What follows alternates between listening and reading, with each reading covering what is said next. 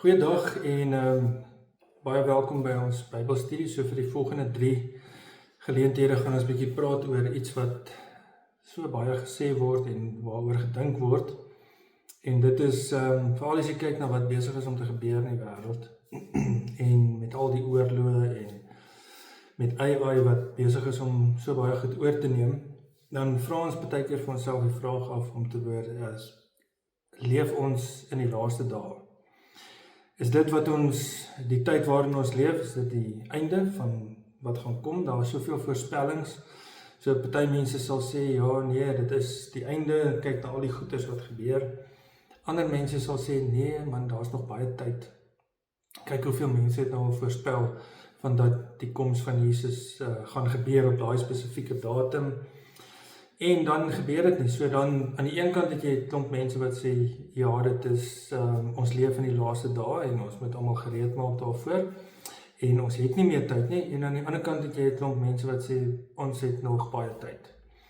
So as jy een van daai mense is wat vra, leef ons in die laaste dae, dan is jy nie alleen nie, want die mense in Thessalonika, waaruit ons gaan lees, uit Thessalonisense, het ook dieselfde vraag gevra en Paulus het gekom om hulle te bemoedig, want hulle was nuwe Christene, hulle het nou net tot bekering gekom en hulle het gewonder wat is besig om te gebeur. Maar ook as jy na die Bybel gaan kyk, as jy begin, van die wet af en die profete en die evangelies en Handelinge en die apostoliese briewe en Openbaring, praat alles van dat ons leef in die laaste dae, want die laaste dae het begin, volgens die Bybel as jy dit gaan lees, het begin die dag toe Jesus opgevaar het na die hemel toe.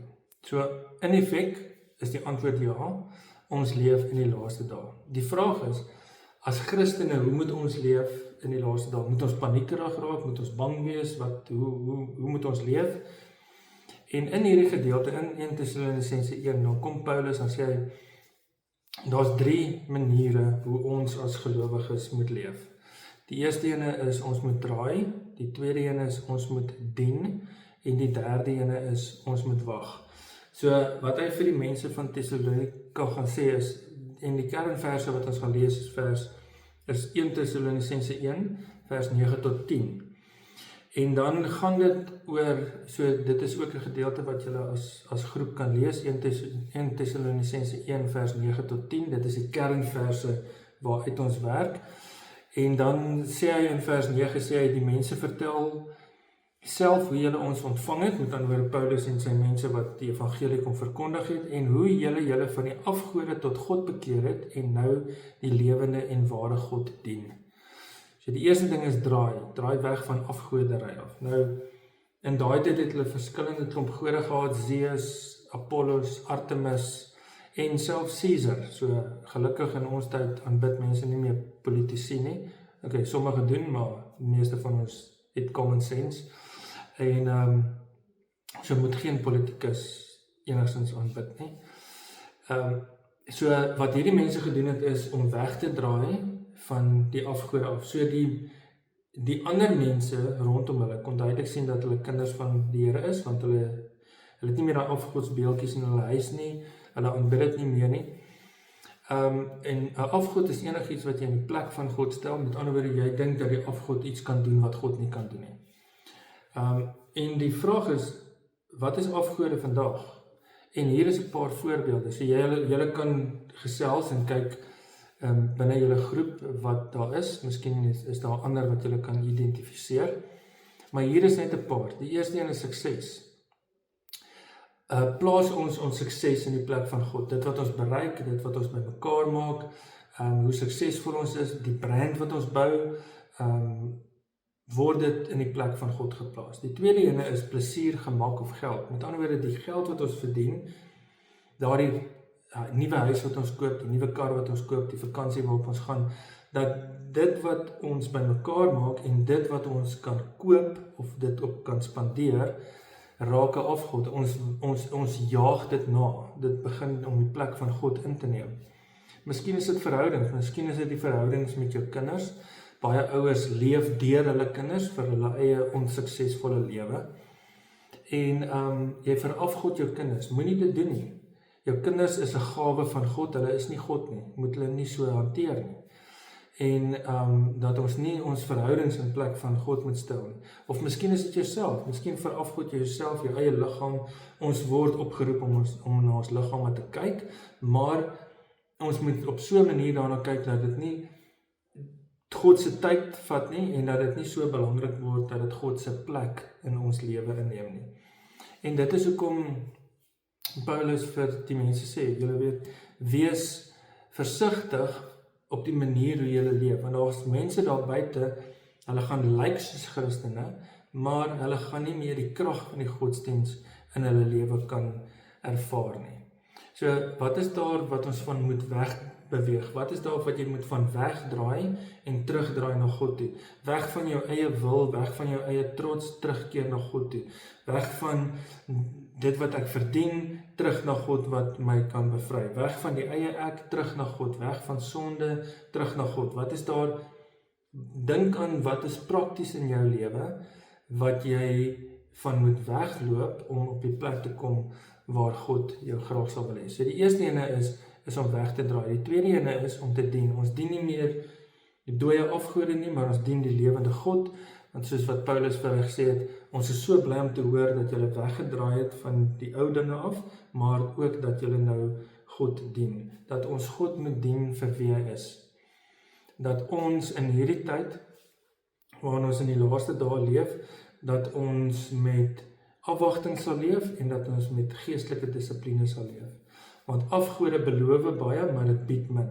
Dit beloof vryheid, maar dit bring gebondenheid. Dit beloof beskerming, maar dit bring verlies en vernietiging. Dit beloof geluk, maar dit los mense leeg en alleen. So dit is om dat ons God sal dien met alles wat in ons wese is. Dat ons hom alleen sal dien, dat hy die hoogste plek in ons lewe sal inneem. En dan die derde ene is dat ons aktief sal wag. Om te wag vir die Here beteken nie jy koop 10.000 blikkies kos nie, of jy maak toiletpapier bymekaar nie. Om te wag vir die Here beteken jy doen iets. Jy leer mense, jy sê vir mense, jy moedig mense aan om hulle lewe vir die Here te gee, want ons leef in die laaste dae. Ons verwag die Here, ons verwag dat hy sal kom, ons verwag dat hy ons die dooie sal opwek, ons verwag dat Jesus sal kom as koning om te kom regeer. En ons help mense, ons spoor hulle aan, ons moedig hulle aan om Christus 'n plek te gee in hulle lewens. En so ons sit nie net en doen niks nie. So die drie goed wat ons doen in hierdie tyd, terwyl ons wag vir die koms van die Here, is ons draai weg van die dinge van die wêreld af. Ons dien God wat die lewende God is. Ons dien hom alleen. Hy is die enigste een wat plek het in ons lewe. En die derde ding is dat ons wag. Ons wag vir God en ons wag aktief. Met ander woorde, ons werk in die koninkryk. Ons spoor mense aan. Ons sê vir hulle, weet jy wat? Ons leef in die laaste dae. Ons weet nie wanneer die tyd en die uur gaan aanbreek nie, want dit is wat Jesus vir ons sê. Hy sê vir ons, niemand ken die dag of die datum nie. Dit is hoekom dit kom soos 'n dief in die nag. Dit kan nou gebeur, dit kan nou enige oomblik gebeur. Dat die hemel oopgaan en dan is dit te laat. Dan moes jy alreeds jou keuse gemaak het. So die vrae wat ek wil hê, daar's ander vrae ook wat julle gaan kry, maar daar's 4 vrae wat ek dink elkeen van ons vir onsself moet afvra in hierdie tyd, terwyl ons wag vir die Here om te kom. Die eerste ene is dit: het ek al die mense vergewe wat my seer gemaak het? Het ek al die mense vergewe wat my seer gemaak het? Die tweede vraag is: deel ek my geloof met die mense rondom my? Die derde vraag is ek meer gefokus op hierdie lewe of op die lewe wat kom? En die vierde ene is: vertrou ek dat ek net gered word uit die genade van God? Vergewe ek die mense wat my seer gemaak het? Want God sê vir ons, as ons hulle vergewe, dan sal hy ons ook vergewe. Deel ek my geloof met ander mense, die mense rondom my, die mense sal weer golf speel, die mense sal weer werk. Is ek meer gefokus op hierdie lewe of op die ewigheid? Dink ek hierdie is die enigste lewe en dis alwaar dit gaan? Of fokus ek op die ewigheid? En vertrou ek dat ek gered word net uit God se genade en niks uit wat ek kan doen nie? Dat ek net gered word uit die genade van God uit.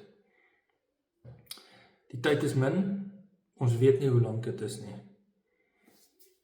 My hart is dat as jy vanaand op die draad sit, met een voet in die wêreld en een voet in die kerk, dat jy vanaand of vandag, of wanneer ook al jy hierna kyk, dat jy die besluit sal neem, om Christus nommer 1 in jou lewe te maak, om weg te draai van die dinge van die wêreld wat jy so belangrik ag, om hom alleen te dien, en om effektief te wag, om ons geloof te deel met ander, om te vergewe, om te fokus op die ewigheid en nie net op hierdie wat hier aangaan nie, en dat ons regtig waar sal weet dat ons net gered word uit genade.